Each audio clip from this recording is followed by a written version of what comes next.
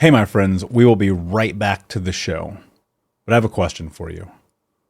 Are you struggling with the impact of childhood trauma? Well, know that you're not alone. I'm here to let you know that I'm starting a brand new weekly coaching group that includes a year of life coaching, accountability, support, habit and goal setting, and more. I'm starting a waitlist for the group right now, and I'm only taking a handful of people. And I'll let you know that through this personalized coaching, we'll work together to help you understand how your childhood trauma has shaped your beliefs, behaviors, emotions, and will help you create a roadmap for healing and growth. Right now, you can schedule an absolutely free coaching session with me and get put on the wait list if you go to thinkunbroken.com. My friends, it's your time to turn your trauma into triumph, breakdowns into breakthroughs, and become the hero of your own story.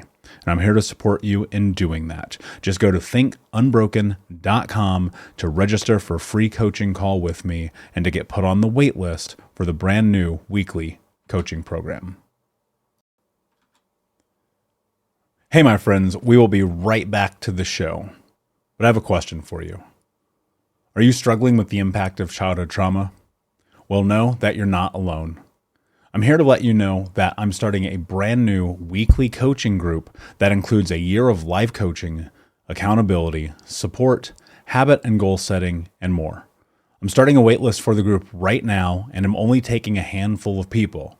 And I'll let you know that through this personalized coaching, we'll work together to help you understand how your childhood trauma has shaped your beliefs, behaviors, emotions, and will help you create a roadmap for healing and growth. Right now, you can schedule an absolutely free coaching session with me and get put on the wait list if you go to thinkunbroken.com. My friends, it's your time to turn your trauma into triumph, breakdowns into breakthroughs, and become the hero of your own story. And I'm here to support you in doing that. Just go to thinkunbroken.com to register for a free coaching call with me and to get put on the wait list for the brand new weekly coaching program. You're listening to the Think Unbroken podcast, and I'm your host, Michael Unbroken. I'm an author, speaker, coach, and advocate for adult survivors of childhood trauma and abuse. In this podcast, you will learn how to transform your trauma into triumph, turn breakdowns into breakthroughs, and go from victim to being the hero of your own story. You can learn more at thinkunbrokenpodcast.com, and of course, check us out on Apple Podcasts and Spotify at Think Unbroken Podcast.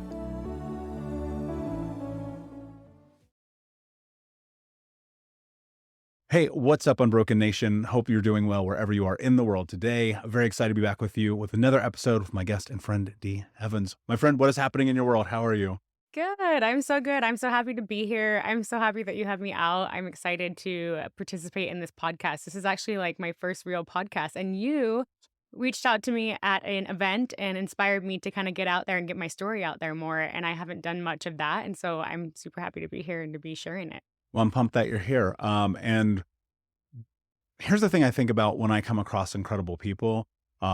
It feels much like my moral imperative and really my mission to give them a platform and a space to share stories. I mean, obviously, with this show, we've interviewed a lot of people. But for me, it's about those people who stand out, who have been able to do the thing that is the crux of the show, and that's transform trauma to triumph, tragedies into something beautiful. And I think you're a really beautiful case scenario of that. So thank you for being here. Thank you. Yes, I do love how you say that because that is the truth. Like it is, and it's possible for everybody. So I'm the living testament of that now. So that's awesome. Yeah. And it is possible. And that's the thing where people get stuck. And we're going to talk about that in a minute. But before we do, what is one experience of your life that I would need to know about you to know who you are? I've had a lot of pivotal experiences. It's hard to name just one, but I think from birth, I'm hard of hearing. So I'm deaf in both ears and have hearing aids. And so it's given me a gift, but I never saw it always as a gift. It's always been something I kind of saw as something that was hard and a challenge for me. Mm. And it wasn't till more recent years that I really was like, oh, this is a huge blessing because I'm able to interpret things a lot differently than others. So How was that in any capacity like a superpower for you? oh, 100%. But I didn't recognize it as a Mm. superpower. It took a lot of different trials and things for me to actually be like, oh, this is the gift. And now I see it as a superpower. I didn't always. For the longest time growing up, I had a lot of childhood trauma from it. It was hard for me. I felt like I didn't understand people in the world like others did, and I felt like I just excluded in a way, and I talked funny, and I still have a speech impediment, and I get caught on it all the time. But I embrace that, and I'm like, that's what makes me unique. So Yeah. Well, what's interesting is sometimes our uniqueness, unfortunately, or fortunately, however you want to look at it, is in the traumatic experiences that we've had. And it's in those moments and those experiences that can be the pivotal shifts in helping us create our life, but they also can destroy our lives. yeah, 100%. Yeah, and it's all about that perspective, that mind shift is like, how do you look at it? Um, and you might not look at it as a gift at the time you're going through it, but as long as you keep pushing through, then you start to see from the outside, oh, this is what this is meant for. So, Did you feel one of the things that I experienced coming from a traumatic background is just like this massive anger, like constantly, right? yeah. Well, obviously, well, not obviously, I'm not deaf. I never had to deal with that, but I had to deal with, the chaos of having a learning disability, of my mother cutting my finger off when I was 4 years old, Mm, all of those things that come along with those experiences. And it's like, I was so mad, just angry at the world. mhm. As you were growing up, how did you handle that? I think my emotional home kind of resorted to introverted shyness and kind of closed off to everybody. Like they don't understand me. Um, the emotional home that I lived in was probably more of like fear or sadness, Mm, that I wouldn't be understood, or that I didn't fit in, or yeah. So I guess mostly fear. Like I lived in a little emotional home of fear growing up. yeah, I think most of us do. Yeah. How do you navigate that, like, as a kid? Like, what was in your head? I didn't understand it as a child. Like, and in fact, I probably haven't even understood it till just more recently. Um, I always looked at fear as this bad thing and this low vibrational energy, but it's fear is what builds our character, and and the pain is what connects us to others. So allowing us to have that pain is allowing us to be able to connect with somebody else. And had I not had that fear, I don't think there's a lot of people that I wouldn't have connected with that I did in childhood and now adulthood. Um, and so, yeah, to answer your question in a roundabout way, it's just helped me to see it now, but I didn't understand it then. Yeah, I didn't understand it then. Yeah. How can you? Yeah, I you're think that's the thing. yeah. You continue to grow, your brain continues to develop. I don't think we really know what we're going through as children unless someone was there to explain it to us. And with my kid, I actually try to take the time to explain to him what the emotions are and like the colors and the chakras and what are you feeling? What are you understanding? Because I didn't have that. And I don't think and I love my parents. I just don't think they were emotionally aware, and that wasn't a thing at the time. It was just like live a good life, and there wasn't the dive into the emotions. That wasn't the struggle back then, so they didn't do a lot of teaching on what I'm specifically feeling, and just not being able to take care of me in that regard as a child to help me understand that. So I think I didn't understand as a child, and then when I got to an adult, I'm like, what am I feeling? And that's like where I started to get self-aware. I started asking myself the right questions to become aware of, like, what am I feeling? What is this emotion? How do I interpret it? Where did it come from? But I didn't do that until more recently. I actually didn't do that until I hit my adulthood trauma, Mm, which was like nearly devastating and broke me to the point where I was just ready to not exist anymore. yeah. I resonate with a lot of that, and when I was in my mid-20s, as I've shared many times on this show, like, I hit massive rock bottom, and nothing seemed better to me than the possibility of not waking up tomorrow. Right. And one of the big reasons why I've put such an emphasis on this show and the content of Think Unbroken and all the things that we do is because I know what rock bottom feels like, and I know what the other side looks like. Right. What was it as an adult that you faced? I allowed myself, I did not take responsibility for my life, and I allowed myself to put myself in a constant state of self-sabotage and negativity. And I like to think of it, I mean, we've all heard the study, maybe we haven't all heard the study, but there's a study out there that talks about water and the color of water. And they did a scientific study, and they like, if you talk to the water so many times, negatively, it will actually start to change color and components will start to look a little dirtier and nastier. Versus if you start talking to it positively, it will get clearer. And so I wasn't really aware of how I was talking to myself, but so much of that had compiled to the point I was just in this darkness. And I had talked to myself so negatively for so long. I was in this darkness, in the space where I had no self-love. I had no love for myself at all. And that's what nearly broke me. It was my responsibility to be like, hey, this is how I'm seen. Despite all the external forces that were coming at me and the things that were happening around me, it was when I actually decided to take the responsibility to be like, no, this is the way I'm thinking, and I'm the only one that's in control of how I perceive life. And that took a lot to realize. But when I started taking that in, then I realized I could start with baby steps to changing that. And I've seen, just like you, probably both sides of being in the negative state and the hurt and the internal state of self-sabotage, but also being in a blissful state and knowing that your potential is limitless and that you are the greatest being and soulful being that there could be. Which, I mean, that's the question that I always think to myself is like, what does it take to give people that? And I just don't think, actually, I know you cannot create change in your life without that breakdown Right. because you're comfortable, Right. because you're good. And sometimes even the breakdown, the negative self-talk, the beating yourself up, the destroying your life, like you go, this is my life. My Mhm. life sucks. It's supposed to be this way. Right. And we convince ourselves that that's true. Right. And what I think is really unfortunate about that is there's so much potential in all Mhm. of us. Yeah. How did you start to pull yourself through that? Was there a moment? Was there a pivotal moment where you were like, wait a Yeah. second, I don't want this anymore? Yeah. So my pivotal moment, I mean, we'll probably get a little heavy here, but I was at a place where I was so broken. I had been married and I had had a lot of devastation and betrayal in that. And that allowed me to kind of get in, well, I'm not worth it. I'm not lovable. I'm not. And I was in this place. And one night I was in so deep. And if you've been in a dark place where it feels like nearly impossible to pull yourself out, um, you have to recognize that there is a 100% higher power, universal power, God, whatever you believe in, that sees you and sees your potential, your higher self. It could be even be your higher self and your intuition. It's like, no, this isn't right. Like, I got to stop this.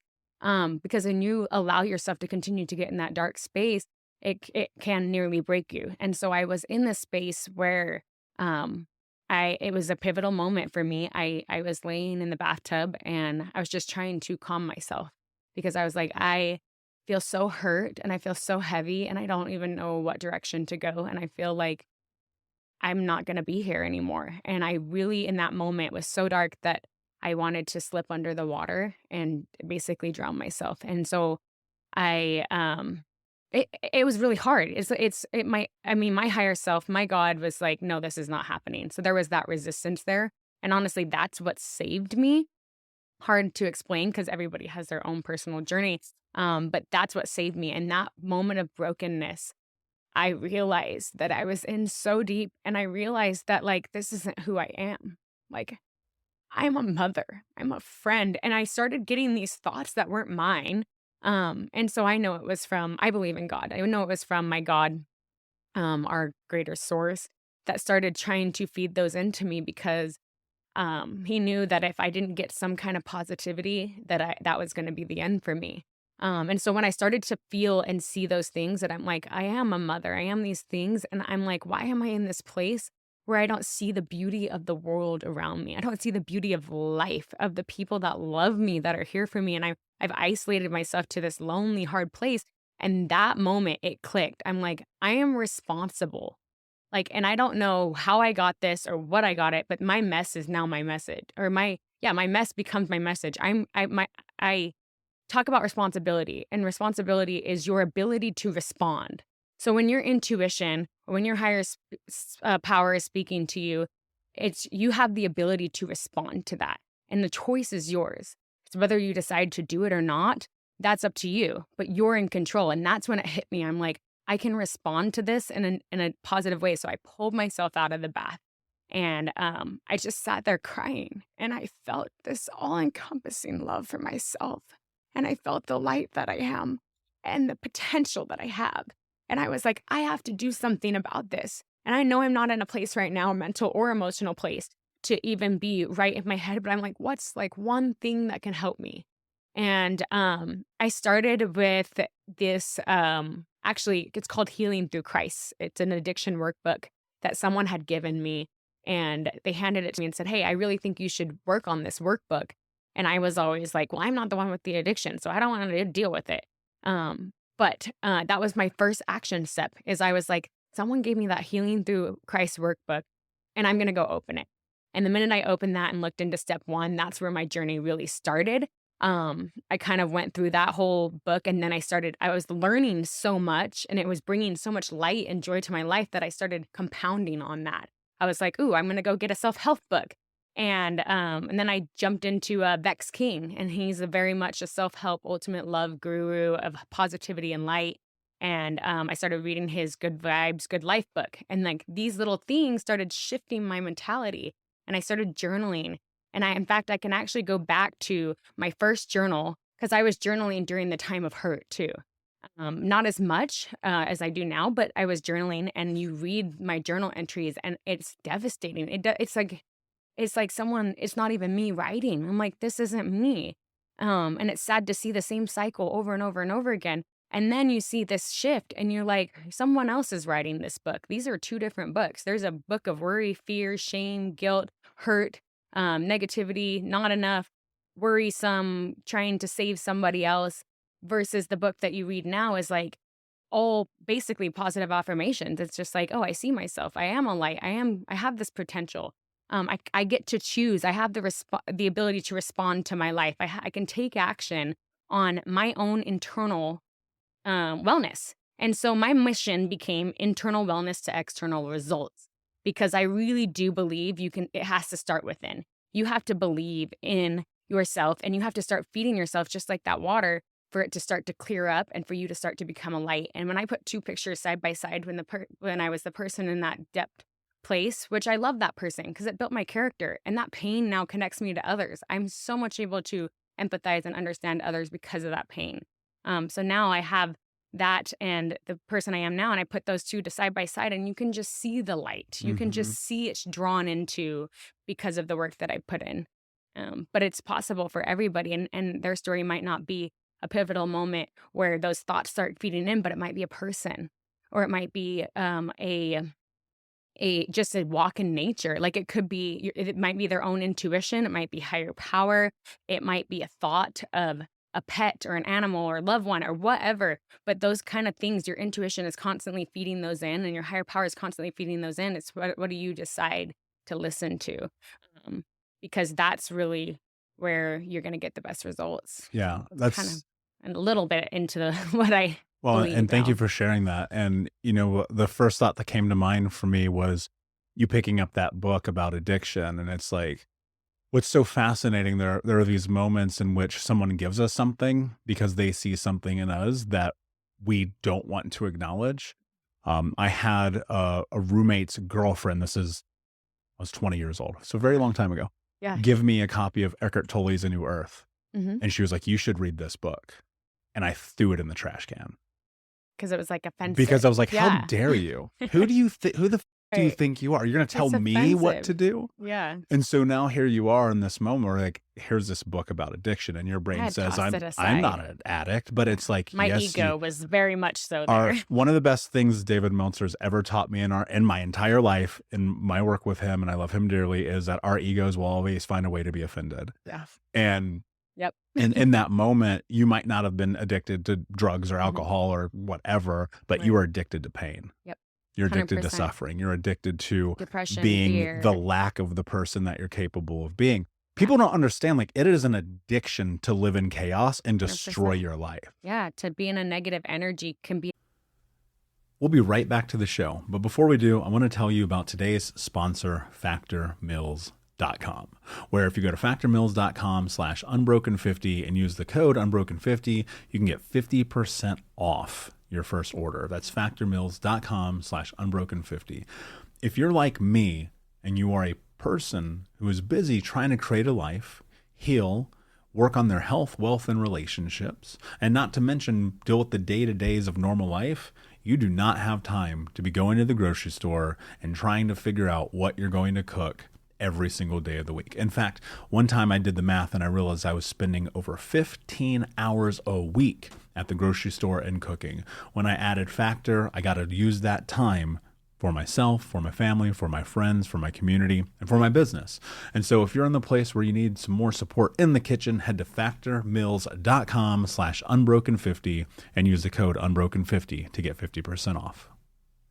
Addiction, like you're looking to find that same energy because that's what you're familiar with. That's what your mind knows, 100%. And that's your safe space. And the hard part about that, especially if you're introverted, you turn inward and then it gets worse and worse and worse. Isolate. And next thing you're laying in the bathtub wondering if you even want to ever get out. Right. And I mean, I've been there and I can speak to that firsthand. And that addictive property of that suffering is because the other side is so much more scary.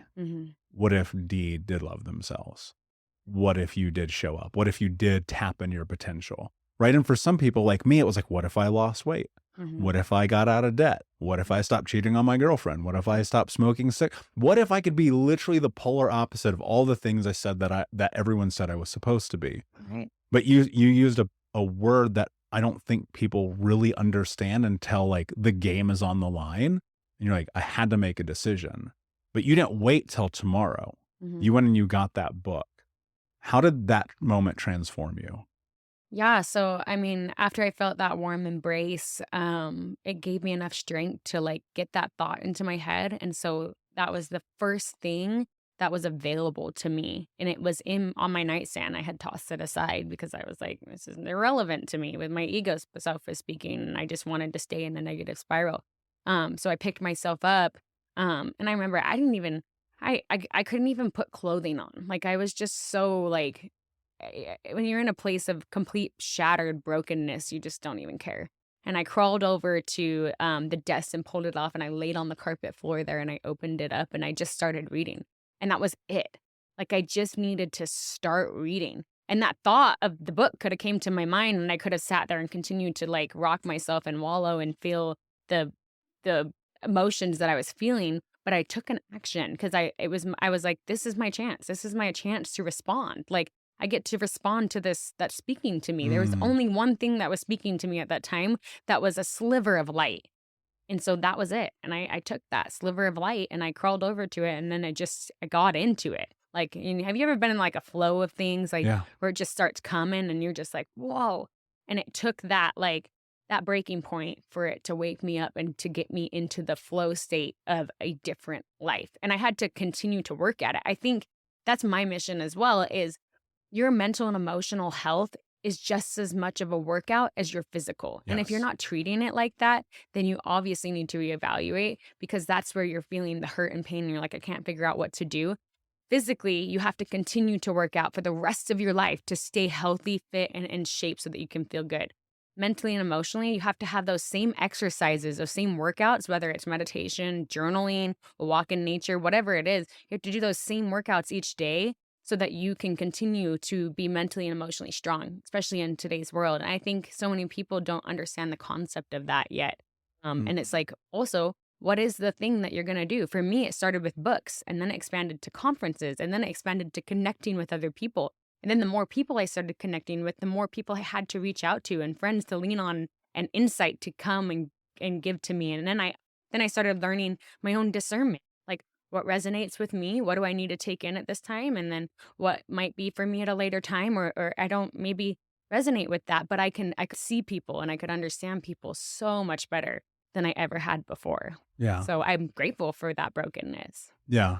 And in that you find out who you are. Yeah. Right. And we are really good at wearing masks and putting on facades, but here's what's really fascinating about this whole journey is that our outside often represents our inside. 100%. And you showed me this photo of you, and we'll determine whether or not you want to go down this path. Yeah. You showed me this photo of you, and I remember looking at it and being like, I resonate with that so tremendously well because I then showed you this photo of me. Yeah. And here I am at this hurt, lost, stuck, broken, dismantled, hating the universe place in life. 350 pounds, smoking 2 packs a day, drinking myself to sleep. And I realized like there's something about the physical that must be taken into account along with the mental, the emotional, the spiritual. And one of the things that I kind of dislike about when I share that part of my background Mhm. is I will literally have people be like, you're body shaming. Yeah. And I'll show this picture of myself. And I'm like, I don't think that's how it works, buddy. Right. What was the physical journey for you? Yeah, so the physical started after the internal results started. So internally, I started reading and I started believing, like, oh, I got to make a different change. But I actually had a pivotal moment in the physical terms too. And I don't think it was till that actual pivotal moment that I recognized the physical aspects. Like, I just was like, oh, I'm existing and I'm fine. Like, I feel okay, healthy, but like I'm mentally, emotionally not okay. But I was driving down the road and I started just feeling my whole body, like the heaviness of it, the grogginess of it. And I felt it just like moving and jiggling in ways that I didn't like. I was like, this is uncomfortable. Like, I don't feel comfortable. The seatbelt's cutting into me and I'm just feeling the weight of everything. Um, and I felt like, I don't know what it was. It was like shaking me awake in that moment. And I was like, I don't want to feel this way anymore. Like, it hit. I was like, I can't feel this way anymore. This is hurting me. It's hurting me. The pain of this is worse than whatever pain I'm gonna face trying to outread it. So, I was like, "That's it." It was another one of those moments where I was like, "I now have the ability to respond to this. How am I gonna respond? Like, this is waking me up. I'm uncomfortable. I don't like it. How am I gonna respond?" And so it was one action step too. I decided in that moment that I had 4 kids under the age of 2 that I was taking care of at that time, one of my own, and I had my brother's twins and a 2-year-old. Um, and I decided in that moment, I had always made excuses for why I couldn't physically work out. I decided in that moment that I was going to take them to a gym daycare. I was going to find a way because there's always a way. And I was going to stop letting the fear of they're going to get sick or they're not going to be taken care of get in the way when I'm in the gym with them if I go. And take them, book the daycare time. So I booked it. That was the first thing I did was book the daycare time. And then I got myself to the gym and oh my gosh, I was like, I don't want to be here. This is not my Mhm. place. I'm uncomfortable. Like everybody's looking at me. I feel uncomfortable. I'm not like, this isn't, I didn't feel at home, like, cause I didn't feel fit. So I didn't feel at home.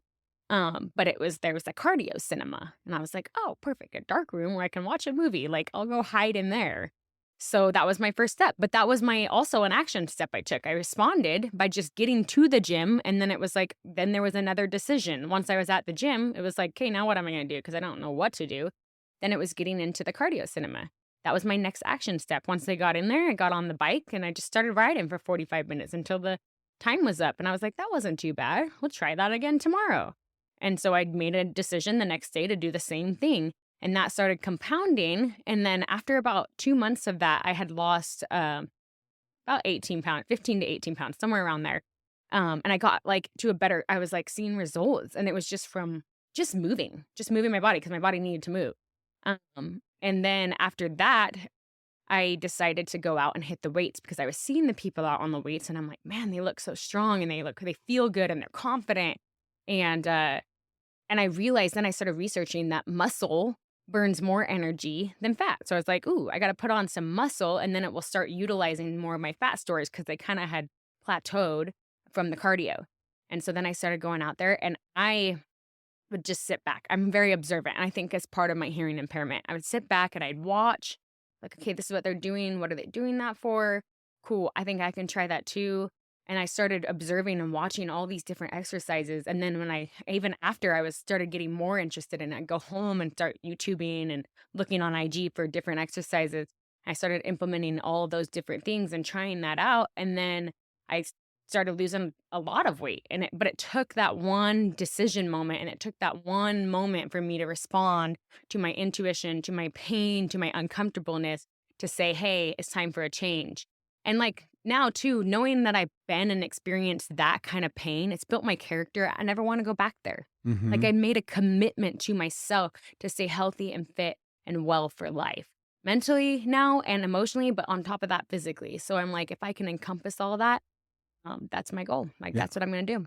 Yeah, I resonate with that a lot, and I think one of the really difficult parts about it is that first step. Yeah. I started my health journey literally at 350 pounds, like being morbidly obese, size 4XL shirt, 42 pants. Like Uncomfortable. I could not stand being in my own body. I ordered a set of yoga DVDs, and that's Yeah. where I started, in my living that. room in like 2007. And just, I was so terrified of it, I never told anybody. Yeah. But it was like there was a constant evolution. And I think you have to start where you are. And that's the place where people don't take the first step, because it's like you don't actually have to go to the gym. You don't No. have to go to the CrossFit studio. No. You don't have to go, like, you can start this in your living room. Yep. It's incredible what happens when you like move your body physically. But what I discovered in that was it wasn't this thing about fitness that was driving me to continue to now have the same thought process as you. Like, I refuse. I will never go back to that. I do not give a shit. Will not happen. Right. It was, this is actually self-love. Yeah. Yeah. When you think about that word, that concept, like, what role has loving yourself played in your life? Yeah. I kind of like, I actually did a little video on this recently. I'm like, discipline is the ultimate form of self-love. And the reason I say that is because discipline shows, hey, I care enough about myself to make this happen. So I'm disciplined to make it happen. And having that self-love role of like, it's a fine line. It's like, hey, I got to push myself, and I don't want to self-sabotage, because you don't want to end up saying you're not. And then you get to the point where you don't do anything at all. Cause like you can do that. Like self-love is not like beating yourself up to like the point where it's like, okay, you're going to do it. Self-love is like a happy balance in between, like finding the way that you best show up for you, because everyone's different. And then also having a little bit of discipline. And we actually read this scripture lately about being in the flesh. Like, and the flesh is our body, and it wants certain things that are just natural wants and desires. But our soul is totally different. And so it's like, and our soul is asking, what do we want? And the soul is self-love, and the flesh is like, okay, how do I find the self-control and the discipline to make it happen? So I don't know if that really makes any sense to you guys, but it resonated with me. It was one of those aha moments. It's like, oh, this is our flesh, but our soul and our spirit are different. And our soul and our spirit want love and respect and want to push it. But we also have to have a level of self-control and discipline so that we can have that good in between to make it successful. Yeah. And you have to be willing to find the path. Yeah.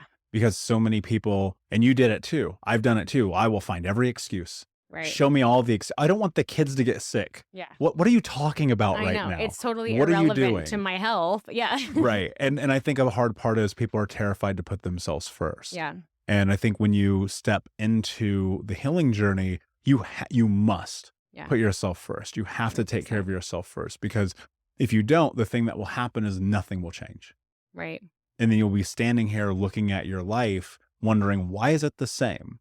Right. And without the acknowledgement of truth, not the truth that you wish was reality, but the truth of your actual reality, until you're willing to stand in that, nothing will be different. Nothing. Yeah. And you'll continue to be this person who is a shell of your potential. Yeah. And so I congratulate you for stepping into your potential and for who it is that you've become. Thank you. Before I ask you my last question, and I know we could go. I want to say one thing. Please.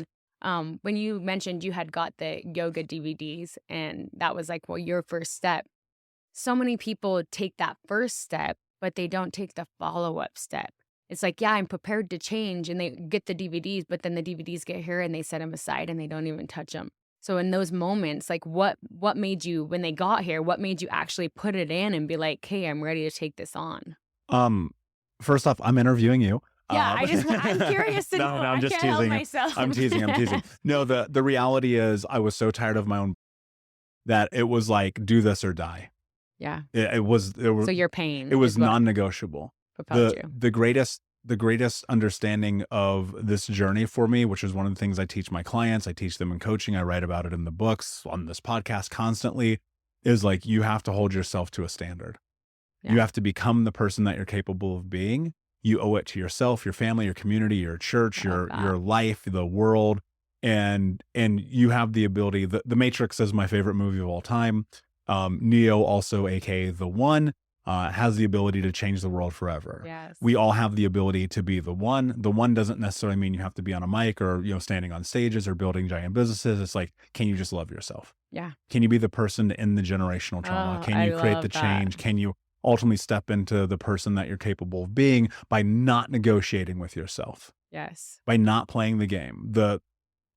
I've said this 10,000 times on the show, so maybe it'll stick this time for someone who might have heard it but not paid attention. The reality is I had to ask myself the hardest question any human can ask themselves.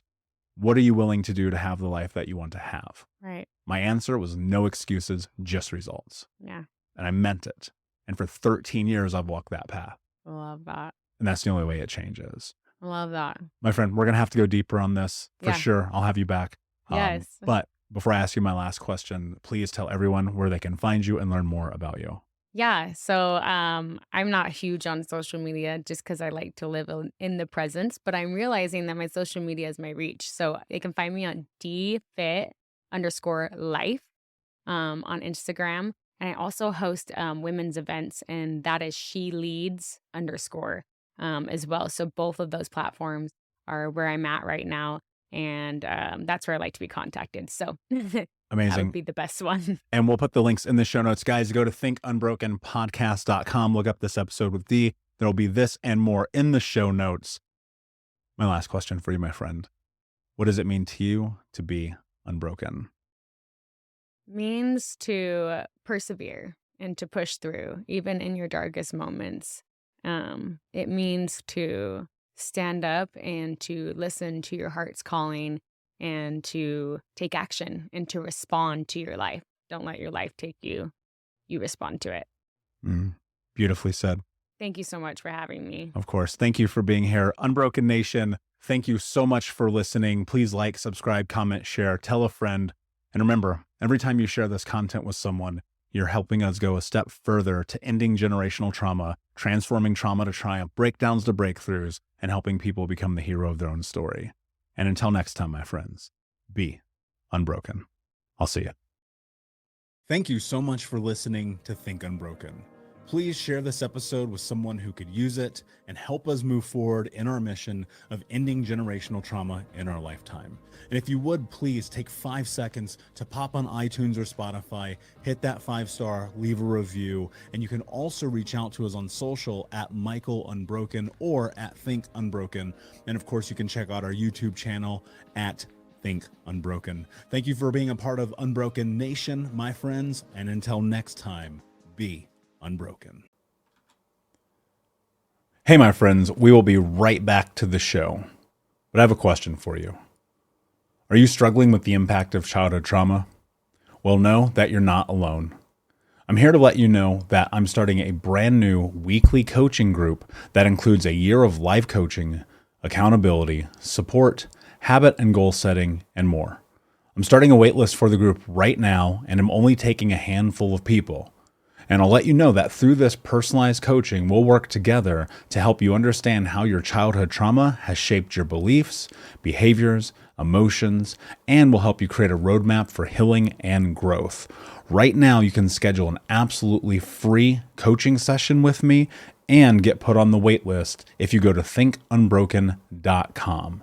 My friends, it's your time to turn your trauma into triumph, breakdowns into breakthroughs, and become the hero of your own story. And I'm here to support you in doing that. Just go to thinkunbroken.com to register for a free coaching call with me and to get put on the wait list for the brand new weekly coaching program.